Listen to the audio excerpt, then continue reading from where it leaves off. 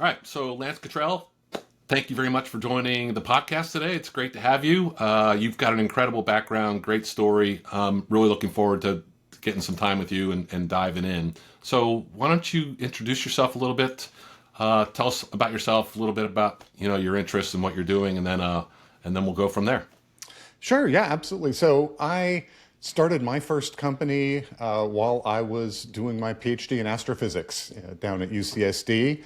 But I started getting passionate about privacy and cryptography. And so in 1995, I put that on hold and started Anonymizer, which is the world's first internet privacy company focusing on consumer privacy. Built that up to maybe 100,000 active paying users, a million free users, but kind of hit a wall with that. And we weren't really able to get past the chasm into the mainstream. Really, I think part of the problem is we were just way too early. People hardly knew what the internet was in the mid 90s. We survived the dot-com collapse. And then when 9/11 happened, suddenly the government woke up to the need for internet to be engaging on the internet, that the bad guys were there, they needed to be there too. And so we were able to pivot and ended up taking the same technology, but building platforms for conducting online undercover operations for the intelligence community, which was a really interesting space to be in. We were the only company in the world doing it, so it was very greenfield.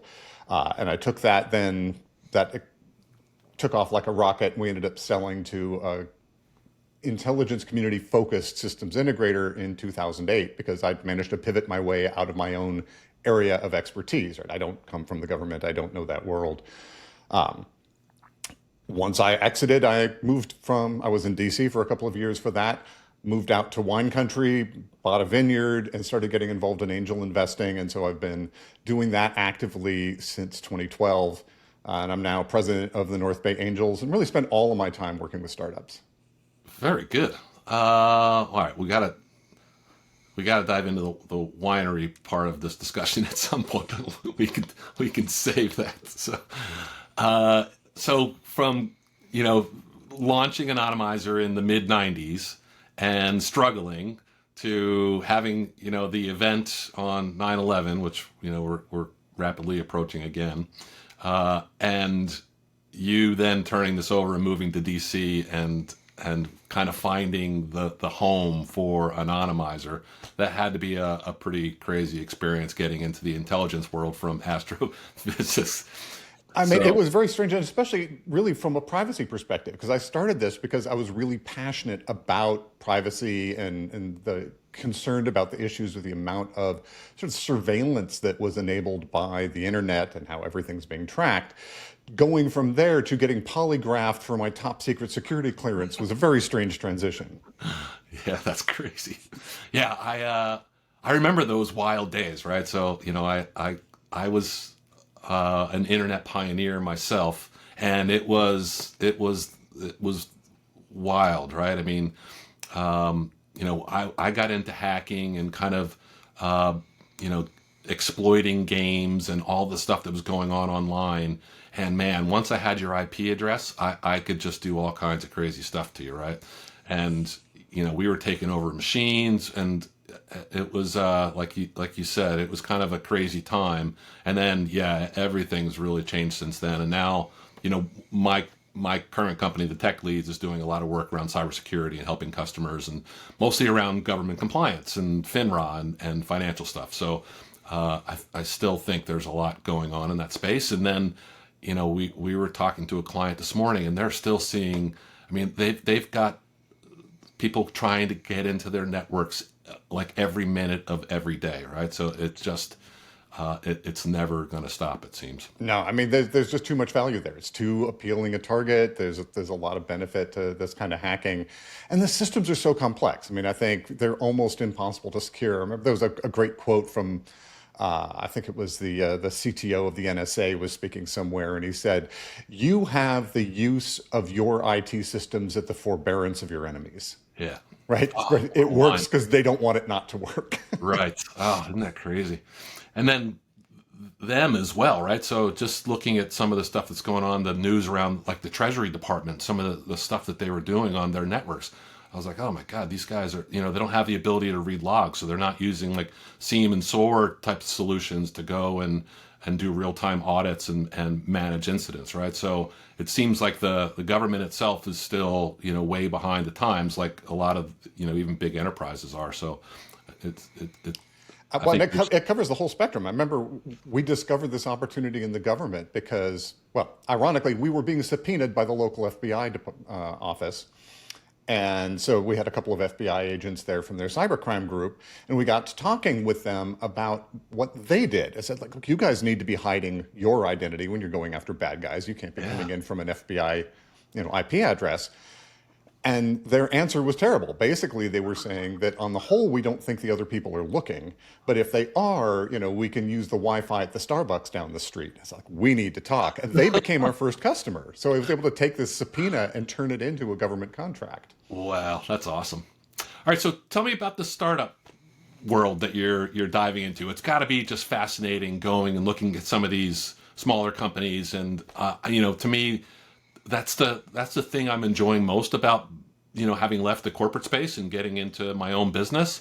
It's just all the people I'm meeting, yourself included, right? And the ideas that people have, and how they're kind of pushing the envelope a little bit on the technology side, especially around things like AI and what we're calling AI. I'm a notorious cynic still because I did so much work in that space for a while.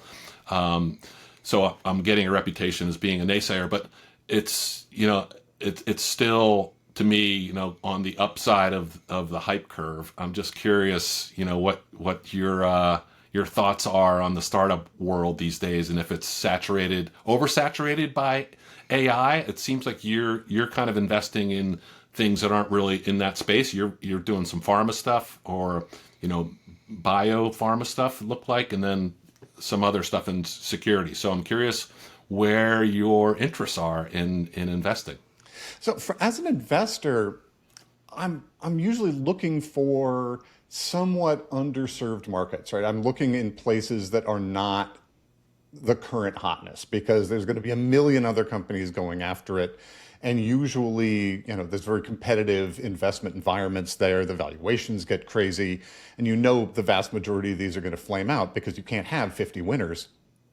So I like to find startups that have some really profound insight into the market that they're in, and they're trying to do something in a space that's not as active. And beyond that, I'm pretty agnostic about space. So I've done some med tech, some biotech. I've done ag tech. I've done fire. I've done SaaS.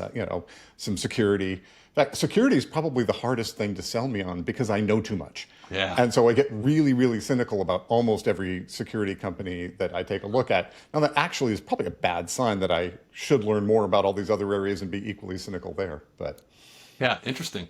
And how does it get started with you? Like, are you seeking, or are they seeking you? so primarily people are finding me, and that's either through the North Bay Angels, Yeah. which is our local angel investment group. And so people will just research where the angel groups, reach out. They can apply right through the website. And so we get, I don't know, maybe 100 applicants a month or something like that coming through. And then I personally get about 3 a day on LinkedIn, just because it says angel investor on my profile headline. Yeah. You put that up there, you're inviting people to reach out. And Interesting. so the fun of that is getting to see this huge variety of startups, all of these different companies, all these different founders with their ideas, and being able to see kind of what are the trends that are evolving and the fascinating niches that they'll find. There's so many businesses that it never occurred to me there was a need for this, because I don't come from that particular little micro corner of the economy. Yeah, I see a lot of that too. And it's inspiring at the same time. And then, I realize I always kind of catch myself. It's like, I got so much to learn, right? I really like to go dive further into this. And that's kind of, what's happening with a lot of the stuff in the technology space these days. So I'm curious, like, what catches your eye? What is it that, kind of makes Lance's, the hair on the back of your neck stand up a little bit? Like, this is something that could be really cool. So it really usually comes down to the person is thinking about it like a business. And you'd think that would be obvious, but it's kind of surprising how often that's not the case when I'm looking at some company. But I want them to have thought about everyone's motivation. So, for example, if they're doing a marketplace or if there's more than one sort of player that they've got to work with, are everyone's interests aligned? I'll see a lot of med tech companies and they're building something that will save lives, but it's not clear who makes money buying it. And it's not direct to consumer. So does this help the doctors or the hospitals or the insurance companies? Why would they pay for this? And so you always need to be looking at kind of the whole ecosystem. And when people come in with a clear and sophisticated understanding of what's going on, that's usually one of the things that gets me excited about the business, that it's not just a cool tech or, hey, we saw this problem. Right? I'm often not that excited by the person who just graduated Stanford because they usually don't understand the thing they're going after in a profound way. I really like the 40-something mid-career person who's embedded in the space. They've lived the problem that they're solving and they really understand not just how to solve it, but how to sell it, how it will integrate into the world. What are the constraints around being able to consume that thing, right? Because often someone would love to have this, but they can't put it in their systems because it has to interface with something else, or it has to exist in this other world, or there's some regulatory constraint that they're existing under, or it's not a priority. This is one of those things I try to convince founders to talk about when they're interviewing customers, because I think most founders don't talk to their customers nearly enough. But they tend to ask very positive questions like, hey, would this be useful? Would you like this? Would would this help you out? And what they don't ask is, where does this fall on your list of priorities? If this existed and I handed it to you now, is that the next thing you would spend your money on and then spend the time to integrate it? Because very often it's like, yeah, that would help me. Yes, that would save me money. Yes, that would be useful.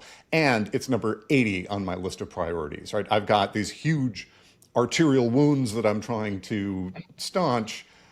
You're solving my hangnail. And yeah, the hangnail's annoying, but it's not what I'm going to do next. Yeah. Yeah, we saw this a lot at IBM too, where like they just would, I would always challenge the guys on the product side, and the line I would give them, and they started using it in other places, is like, you're a solution looking for a problem to solve, right? Mm-hmm.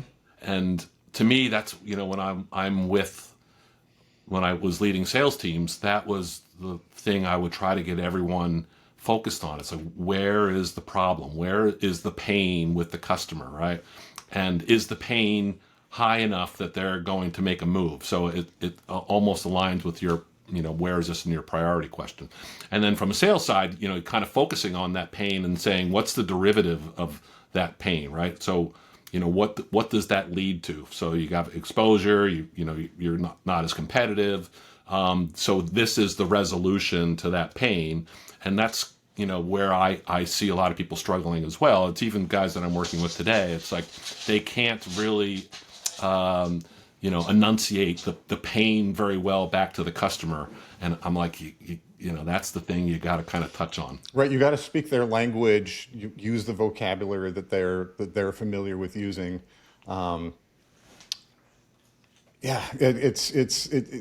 Getting to that spot where you're speaking in terms of benefits, not features as well, yeah. Right? So you're not saying, hey, we do X, Y, and Z, but rather we solve A, B, and C problems. We bring this benefit. Here's how this fits into your universe and makes everything better for you, because that's what will attract people.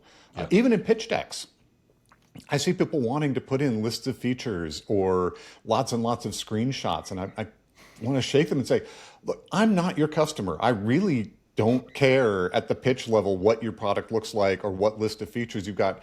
Make me believe that there's a large population of people who are hungry to pay you money to solve this problem that they've got because it brings this benefit that they need. Like, that's what I need to know exists, and that's what will get me funding something. Yeah, it's I was helping a little company. They're in the education space, and I was helping them with their sales approach and kind of just giving them some feedback. And I sat in for one of their sales calls, and it was like introductions. All right, everyone, let's start the demo. I was like, whoa, whoa, whoa, back up, back up. Like, what are you demoing, right? What problem are you fixing for them? So you haven't even gone through the discovery discussion yet to say what's going on in your world, what are your challenges, right? So it's Do you have budget for this? yeah. Do you have a budget? Well, and then what's the impact of this on the business, right? So, I always look for, like I was saying, the pain, but one of the things that I always used to do to land sales is, especially with customers that weren't in technology, right? So we were working with a Midwestern bank, and I went and discovered through some research that they were spending 60% of their annual budget on IT. And I was like, what are you guys doing? Like, why are you spending? And they're like, oh, we got these old, mainframe systems that are sitting there that they haven't been updated. We got to pay all these, people to kind of sit on the floor and manage these things. I was like, guys, you got that should not be the majority of your overall spend, right? You should be focusing on delivering services back to your customers. So let's take that burden off of you, right? And find ways that you can actually go and innovate and be more creative. And, because then we would go and look at their Google reviews and say, your customers are eating you alive, right? You guys are, you're missing the customer experience. There's all this stuff that you could be doing. And the question I always ask is, what if you weren't spending 60% of your total budget on IT, what would you be spending it on, right? And you could almost get them to start like to chirping each other. It's like, yeah, Jim, what would we be spending it on?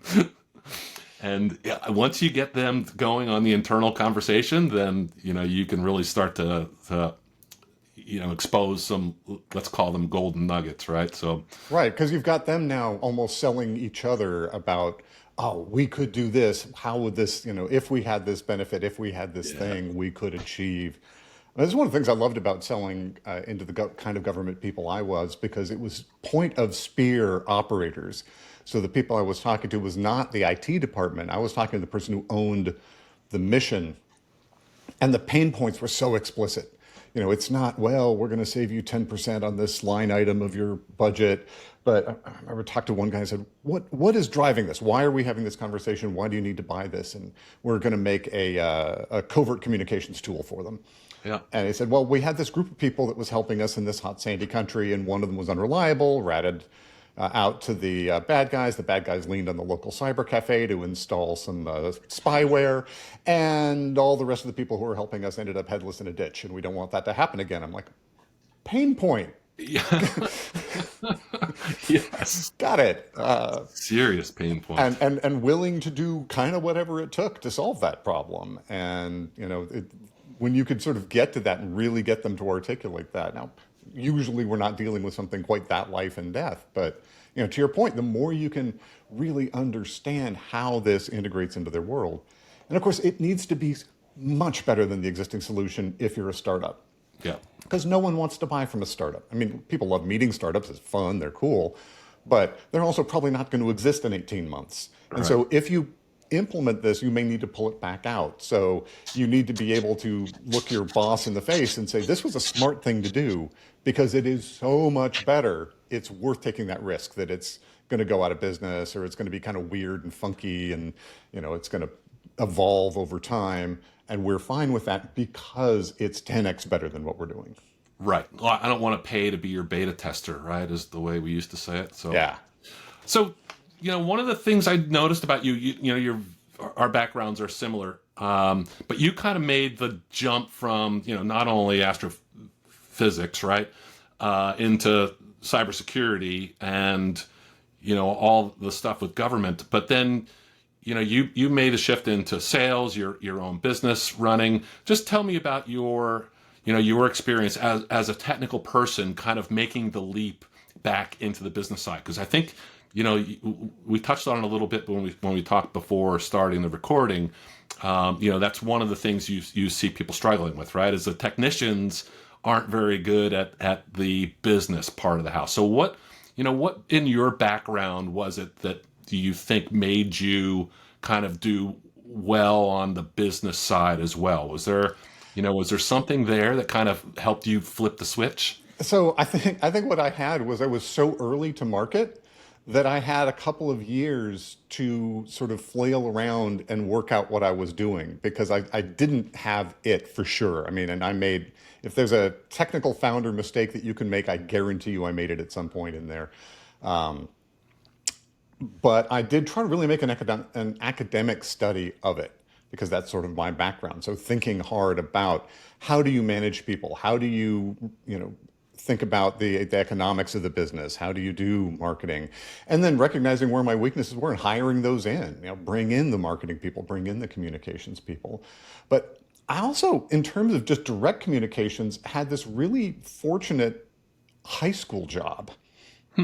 So when I was in high school, like most of my friends are flipping burgers or whatever job they got. I managed to land a job at the local science museum in San Diego. And my job was what they called a facilitator. I was to go around the exhibits and help people understand and interact with the little science demonstrations that were there. So I'm spending my time going up to people, rapidly assessing at what level they were ready to understand this thing, and then helping them understand it and explain it to them very, very quickly, and rinse and repeat, dozens of times a day. This was fantastic training. And then also we did these public demonstrations. So I was doing public speaking several times a day in front of a large audience. And so that kind of just direct communication skills turned out to be hugely useful when I then started trying to sell these solutions because I could effectively communicate these complicated security tools that I was building in a way that anyone could easily understand. It really worked well when I was doing PR, working with the media. I also brought in a PR person who was, let's say, brutal in their feedback over a couple of years, right? I do a 15-minute interview with someone, and then we'd spend 2 hours picking apart every single word that I said wrong in the entire time. But it was fantastic. So this is one of those things I look for in a founder is someone who's hungry for feedback and constructive feedback on what they're doing, right? If you push back on something and they get defensive, I immediately am concerned because I know that you need to surround yourself with people who will question what you're doing. Yep. And as a founder, there's sort of this halo around you with the rest of the company, right? People tend to be very differential to a founder, far too much.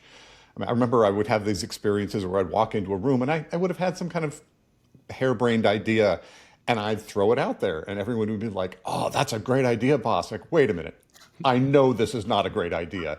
I mean, and I'm kind of concerned that no one's complaining, no one's pushing back on me and trying to build that culture of getting that kind of feedback. Yeah. But yeah, so I just had a lot of years to unlearn a lot of those science things, right? Because I came into this with the classic techie sort of anti-sales. Everything's got to be technically accurate about what you're saying as opposed Yep. to selling emotionally. How do you position this? How do you talk about it? It took a long time for me to sort of unwind some of those science and engineering habits to be able to do these things effectively. Yeah, I had a guy because I had to kind of learn the same thing, right? So I had to break out of Nerdville a little bit and get to where I could talk to business people, and I would say that was one of the more challenging parts of my career, but it also ended up being one of the most fortuitous, right? And that it just having the strong technical background and then being able to go in and do a sales call and meet with customers or talk finance or just business model. That's kind of when I broke out, I think, and realized that I can't be sitting in a cubicle all day. I have to be out there, and I enjoyed that part of the business more than anything, right? Is getting back to going and finding customer problems and helping them relieve those problems through technology was where I found that I found my purpose in life, really. But I out of high school went and worked at Heavenly Ski Area in Lake Tahoe. So I did that for 10 years, and that's where I learned work ethic, because there you make no money and you get no time off, and you're out in the rain and snow pretty much all day throughout the whole ski season. And anytime I would ask for a raise or a couple days off, I would get the line that there's a line of guys a mile long that will take your job for half of what you're making. So You have no leverage. yes, no leverage, but I did have the best view in the world. So it was a great experience, and I have no regrets. Because it helped me along the way, because I was one of those guys that just had that. I was eager to, number one, I didn't want to be stuck outside anymore. I wanted to actually have a warm lunch in an office or a restaurant, and I wanted to be home on the weekends with my family. And it ended up being a great experience for me at that time. But the museum story's fantastic too, right? I mean, that's how you go and get that communication. I think is the biggest challenge for some people, especially in the startup space. I see it all the time, and I'm notorious for responding to everyone on LinkedIn who reaches out to me. And the first thing I always ask is, all right, I get 10 of these same, almost the exact same messages every day. So you're obviously using some outreach program. What separates you from the other 10 people that are selling the same exact product that you're selling? And almost none of them ever respond, right? It's like, I don't really have anything to say. So I think, to me, like, if you don't have that part of the game in gear, and you're moving, you're not only going to struggle as a business, but you're really going to struggle going after an investor like you. Yeah, I mean, you see a lot of these, like the companies that are doing outsourced IT stuff, right? And so you get so many of these people Yeah. pitching their team in India, and they're all generic. Yeah, there's no way for me or anyone to really be able to look at them and say, you're going to produce good work, you're not. And yeah, they should be leading with those differentiators and how that works. But Yeah, the case studies, like, here's the people we've helped, and here's what we can do. So yeah, I see them all struggling, and from that investment side, I could see, like, that would be a red flag for me, right? exactly. Yeah, I really want to be able to say, what is your moat? Moat is one of those things that I look for a lot. Someone will have some cool thing that they're doing. I said, well, if you're able to demonstrate that this is successful, why doesn't a well-funded competitor come in, duplicate exactly what you're doing by throwing 100 engineers at it, and crush you like a bug? And if you don't have a pretty compelling answer to that question, then I'm not really going to invest in you, because I need you to be the guy who comes out on top, right? You need Yeah. to be. A lot of people don't understand the economics of investment when it comes to being an angel or being a venture capitalist. It isn't like the stock market, right? So if I double my money in a handful of years, I'm pretty happy in the stock market, right? That's a good outcome.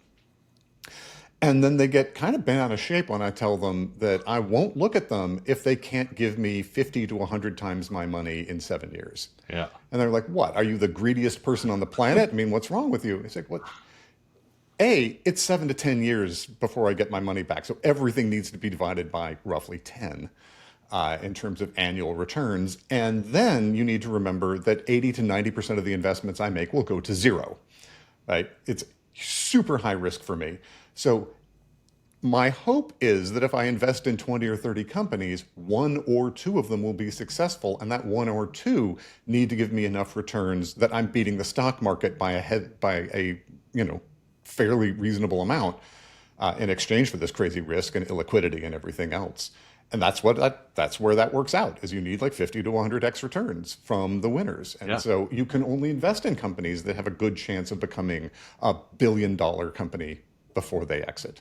Yeah. And you've invested in some pretty good ones so far. So I've had a few. I mean, I don't have any big unicorns yet, and just the amount of time I've been investing, some of my early ones are just finally getting to that spot where they could be providing good exits at this point, because it is that huge time horizon that you're looking at. 10 years. Everyone wants it to happen faster than 10. Mine took 13, my own company, and that's not at all uncommon.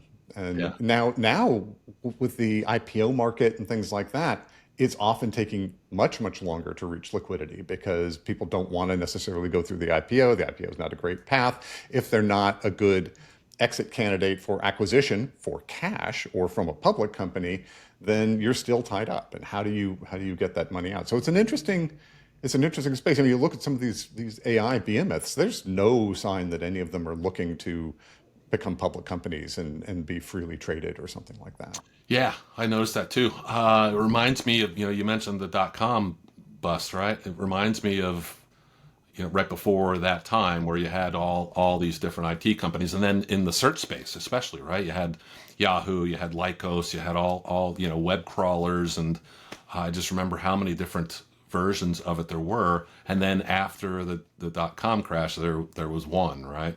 And I don't know if this, if Gemini, Copilot, ChatGPT, OpenAI, Grok. We got IBM Granites in there. I mean, you've got Llama.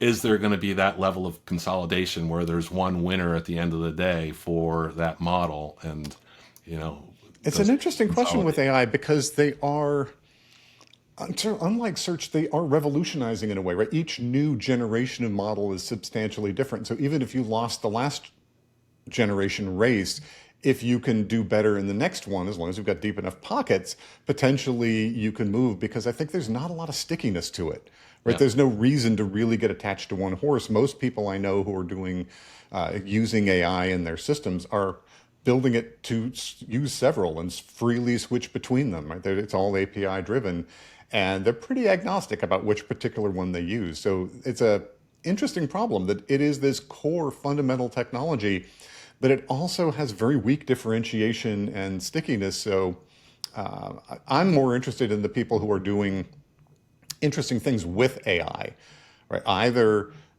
they're applying it in areas that other people haven't thought about that are complex and hard to do, or they've got access to proprietary data that no one else has access to that allows them to build a moat. Because just bolting AI onto some existing sort of business model is incredibly weak. And go back to moat. There's no moat whatsoever with that. Anyone can bolt AI onto their thing and achieve the same thing. And with vibe coding and these other things, almost anyone can do it in almost no time. It's yeah, super easy and super fast. And so that's, I think of AI as rapidly becoming a little bit like the web was in, say, 98, 99, where you went very rapidly from, hey, we're this cutting edge company, we've got a website, we're doing online commerce, to, of course you have a website, everyone has a website. There's no differentiation to that whatsoever. And with AI, someone's like, well, I'm using AI to help with travel planning. Like, well, anyone in travel planning is using AI to help with travel planning yeah. now. If they're not, they're dead, right? It's table stakes. Yeah, exactly.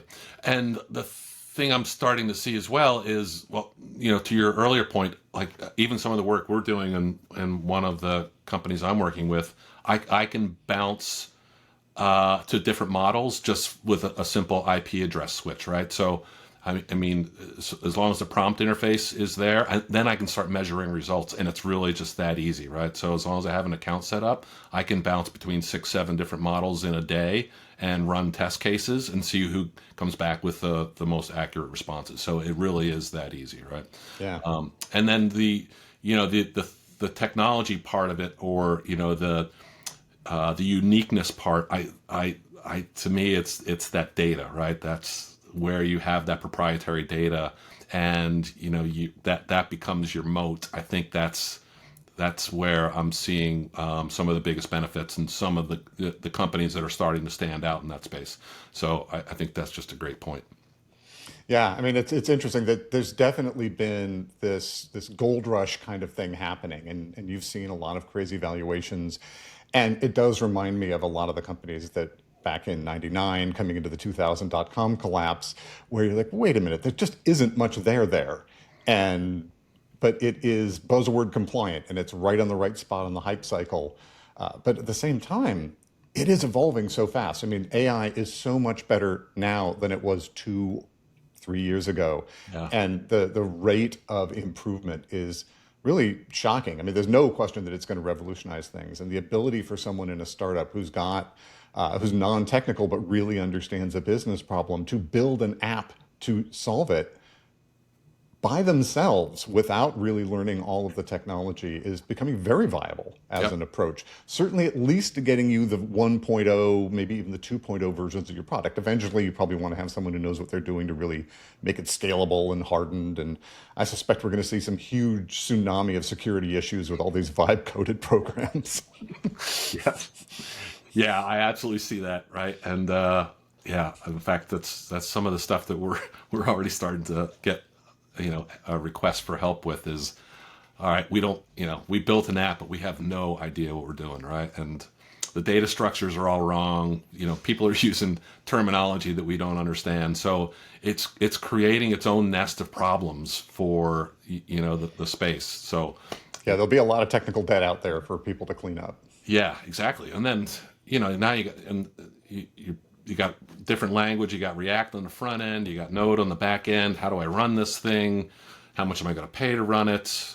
It just becomes kind of crazy, right? So it's going to be an interesting time for a while. But I'm a cynic, right? Only because I was doing stuff in the neural network space for so many years. So my idea of artificial intelligence is just a little bit different than what a large language model is. But I use it every day, right? I mean, and it's a huge productivity enhancer for me just because I can organize thought so much better, and it gives me a framework that I can go build on top of very easily, right? So just the amount of time that I'm spending, typing in Word or PowerPoint is now, a tenth of what it used to be, just to your point, a couple of years ago. And the thing I like the most about it is that instead of having like a year, the first couple iterations of ChatGPT, the data was already a year and a half old, right?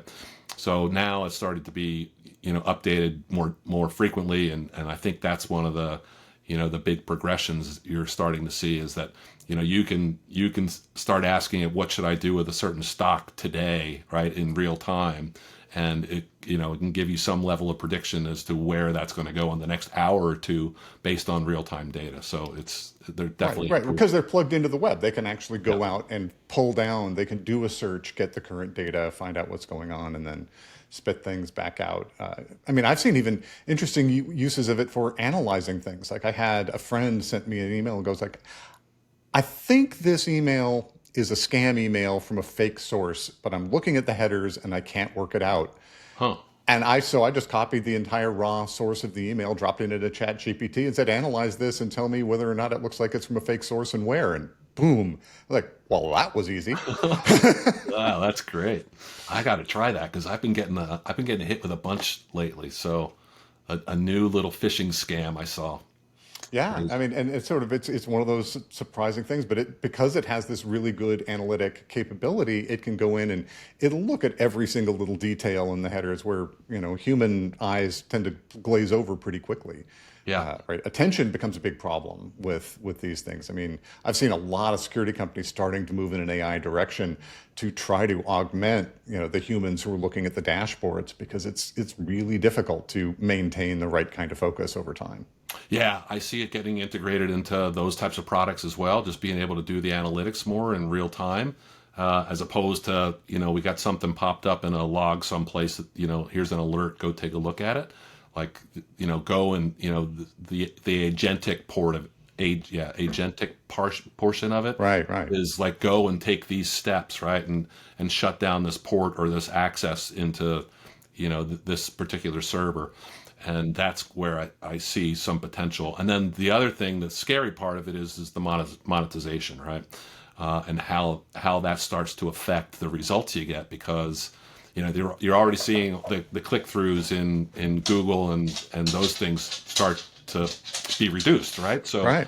traditional search is kind of going away, and you're not getting web pages to go and click on where you find the data yourself. Now you're getting the actual data itself, right? So it's pulling that in from multiple different sources. So how do I go and if I'm saying who's the best auto repair shop in Olympia, Washington, right? How does it make that determination? And now everyone's trying to figure out like how do I get my business to the top of the list, right? So this becomes the where does it get corrupted where you have to go pay Google Gemini so that your response kind of goes up because you're an advertiser and you're paying them for, priority in AI searches. Yeah, I mean, and this will be a really interesting problem. And of course, then people might switch back-end engines depending on whether or not that's happening or what kind of results they're getting. And you're beginning to see so much AI generated content on the internet, it's going to start corrupting these models as they eat their own output. Yep. Right. Oh yeah.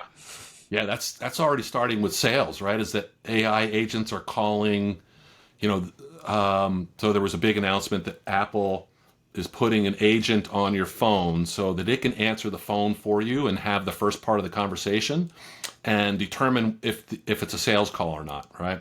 So, but the flip side of that is the actual person calling you is also an AI agent.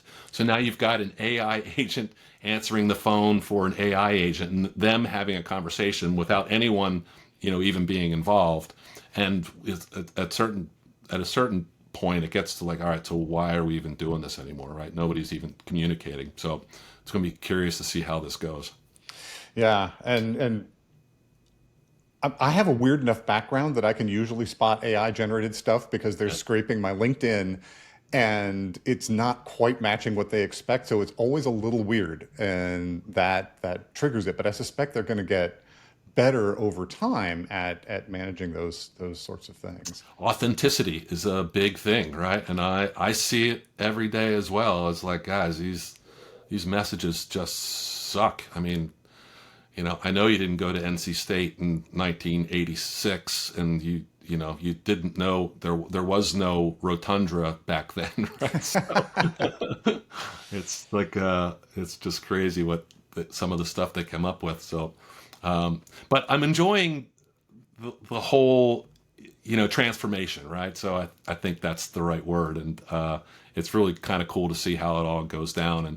And so yeah, I'm working on a big piece right now of what true AI to me is, and what it's going to look like, and it's from my perspective, it's going to blow away some of the stuff that we think is pretty impressive right now. So it's just got a ways to go, I think, before we actually get there. And I don't know if we'll have the compute power in our lifetimes to be able to deal with it, but there's something to be said about our 20-watt brain and what we can do with it, and how efficient it is in computational skills. And the bigger the data centers get for these guys, the more they have to be able to recoup that. And at some point, it's got to, the monetization part of it's got to be dealt with. And I'm nervous that kind of sets us back. So we'll see how it goes.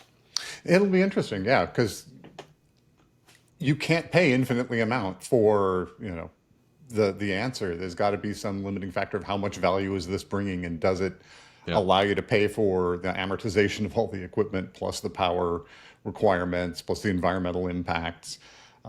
And my wife's a writer, so she's really worried about the fact that these are all being trained on copyrighted materials, and what does that do for those sort of things? And I see people trying to write books using AI, but there's also then copyright issues there. Like, do you even own the copyright to the product that you just created if you didn't create it? Yeah, I just saw there was a court case that just came out. I don't know how high up it was, but it said that AI can use that material and not have to deal with copyright law. So, Yeah, that it's fair use. yeah, it's fair use. So it'll be interesting to see where that goes and if it gets challenged. But yeah, I don't know how they came to that conclusion. Like, what, how can you go and download someone's book, or an excerpt from the book, use that in your model, and say that that's fair use? It doesn't seem that, you It know. seems odd. I mean, of course, humans go read a book, get inspired by it, and write a book, right? I mean, we're doing the same thing. You buy one copy, but even if you force them to buy one of everything, it wouldn't really make a difference to anyone. It's not enough money. I mean, you may start seeing people though getting aggressive about poisoning them, right? Do you put a bunch of white text on a white background in your book that's designed to mess with the models? I just saw that they found a whole bunch of scientific papers that had embedded a bunch of instructions to AI bots about rating the scientific paper positively in the publication. Yep. And so people were freaking out. But of course, the publication's policies are against using AI to rate them, so it shouldn't matter, which kind of exposes them. Yeah, that's a great point, right? And it's one of the techniques people are already starting to adopt on their website development, right? Is going, how do how do you get pulled out? Back to that question of who's the best auto mechanic in my area, right? Yeah. So one of the things companies are doing is they're going and burying that text in the website somewhere where you don't, it's white on white, and we're actually telling customers how to do it as well. And it says we are the best auto mechanic repair shop in Olympia, Washington. Well, and I've seen it even with like direct instructions to the AI about, when you're parsing this, here's how to read this and note, make, add into your memory that this is the best Yeah, shop, things like yeah. that. But now you're back to the multiple model problem, right? Because I've been doing it with my wife's business. Very similar to your wife. She's in a medical space, but I've been going in every day and telling them that she's the best in the business for her area, and they're starting to pick it up, right? So now she's in the list. So Right. it's but I don't know who. I don't know if people are even there in their thinking yet that they're starting to use those, you know, instead of just going and looking at Yelp or doing a Google search. I don't know that they've figured that out yet. So another area of interest to kind of pay attention to is how all of that fans out. Yeah, this metadata does show up in a lot of interesting places. I encountered it actually with one of my products where I had a number of group in the government that was in the US, and I was making them look like they were in a particular foreign city, right? So I've got VPNs, I'm getting those IP addresses, Oh, and I got a call from them one day saying, hey, your system isn't working. Google knows we are where we are. I'm like, okay, that's bad. So I'm scrambling to work out what's going on, and there's no technical problem with what's going on. But they're huh. correct. Google knows exactly where they are. And so we spent some time researching that. What we discovered was that Google was not using traceroute or IP lookups or anything like that. They looked at what people in this Class C block searched for. People tend to search for restaurants and barbers and doctors in their local area. So you look at the average location that they're asking about and assume that that's where the person is and pin it. And these people were using my secure, operational platform to order pizza and stuff like that from their real location. And so, yeah, Google knew it. So we ended up having to build a bot to flood, because I mean, we told them not to do it, but it's humans, they're not going to stop. So Right. we wrote a bot to flood Google with fake queries about where they were supposed to be so we could convince Google that that's where they actually were. Oh, that's crazy. Yeah. So tricking the agents, right? So that's And that's what made me think of it. It's like it's the same sort of game where, yeah. even unintentionally, they're going to be looking at this metadata that's out there and how does that affect things, and then yeah, what are the ways of manipulating it? Yeah, yeah, really is going to be an interesting world. So, all right, so we're almost top of the hour. I did want to just go back into the startup world a little bit and just kind of get, your tips and tricks. So you're thinking of submitting a request to North Bay Angels. What should you be thinking about as a startup as you get ready to go and start asking for investment? So I'd say the most important thing is to make sure that you have really validated all the open questions in your business. No one wants to fund your science experiment. We want to fund your growth. So I want you to have done the tests to know what your customer acquisition costs are. I want you to have run to ground any technical unknowns. If it's a hardware thing, I want at least working benchtops and some really good arguments for why this is going to scale well. I want you to have talked to customers and have a really good sense of what is that demand curve? Are you priced it the right way? Are you selling it in the right kind of structure? Is it prepaid, or is it SaaS, or is it one-time purchase? Right? All of those questions need to get knocked down so that I'm not hoping, right? Hope is not a strategy. I want you to have concrete answers to all of these questions. And then make sure that you're talking about the business in the pitch, right? I'm not that interested in your technology. I need to understand, who is this person who's buying it? Why do they need it enough to buy it from some unknown startup? And, can you reach them at scale for a reasonable price? Like all of those sorts of just nuts and bolts things. I need that to be in there. Like the financial projections. You need to be able to project that you're going to be $1 billion company in 7 to 10 years. That needs to be plausible. It needs to be bottom up, right? It can't be you've just plugged in a 30% monthly growth rate. Yeah. And we know it's wrong, right? There's no way you're within a factor of 5 in 3 years. But it shows how you think about and understand your business, right? What were the assumptions? How did you validate those assumptions? What are the key metrics that you use to build this? What are the important numbers that need to come out of this? And do we believe that those are reasonable assumptions? That's the kind of thing that will convince me that you're a viable business. Excellent. Do you have a technique that you like to use for market analysis and some of that discovery? Is there a way? Yeah, I mean, I think it really it does depend on who the customer is and where you're going. I like the fake door tests. So even if you haven't built the product yet, you throw up a website that purports to be selling it and you try advertising it for a couple $100. If you're doing sort of social media ads or Google ads, if you're doing more of a B2B, go to the trade shows, talk to some people. Can you get in front of someone and have a conversation? When you do have a conversation, how hungry are they for the thing? If you've got a good solution and you know how to talk about it to that customer in a way that really emphasizes the benefits, you should be able to get a shut up and take my money kind of response pretty quickly.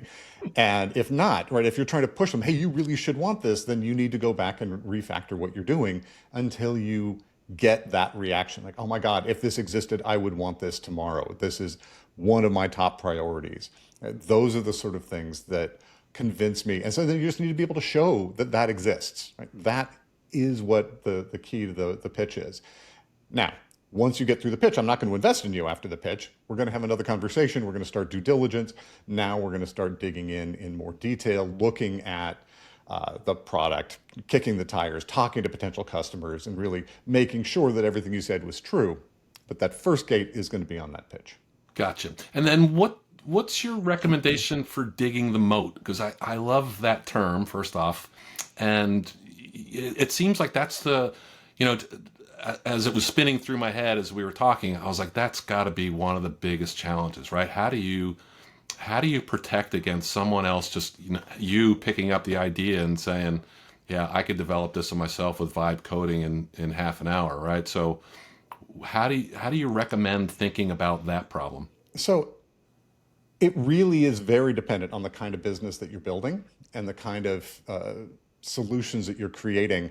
There's a lot of different kinds of moats. They all really rely on being able to have some kind of strategic power that you can enforce. So one of those might be that it's a cornered resource. You have a patent on it, right? And so no one else can go build this thing. Now, most patents are crap, but if you've got a good patent that actually does exclude people and makes it very difficult to engineer around something, that can be a great moat.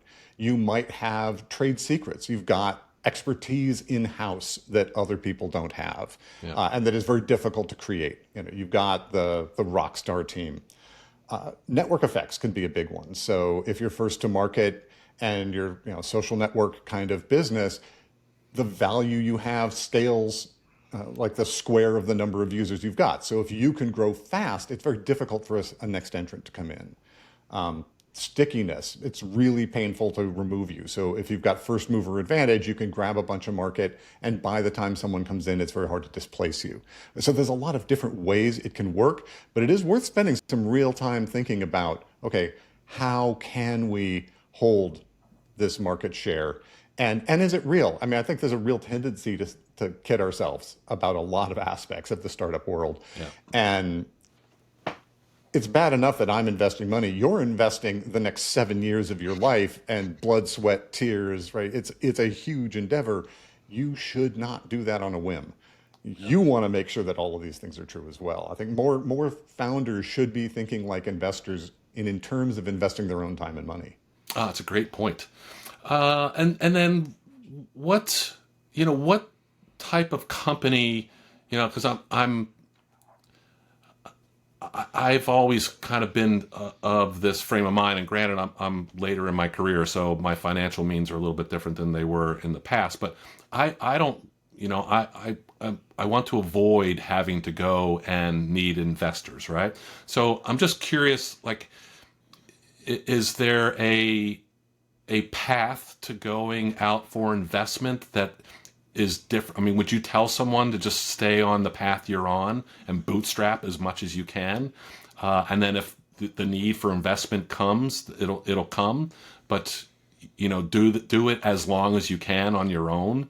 I'm just curious, where do you tell people, like, you're not ready for investment yet, or this isn't even a good fit for you. You can probably roll this out, generate enough revenue, build a team, and you don't need to go give me, a percentage of your company. Yeah, I do recommend that people, if they can bootstrap, they should bootstrap. And some businesses lend themselves to that very easily.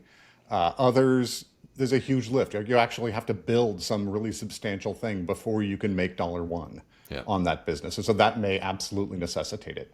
Or it could be very much a winner take all market because of network effects or economies of scale or things like that, where to win, you actually have to be able to grow like crazy and you have to get huge, right? And so then it is imperative to have outside funding. You're just not going to be able to bootstrap. It's a really rare company that can bootstrap the 30% monthly growth.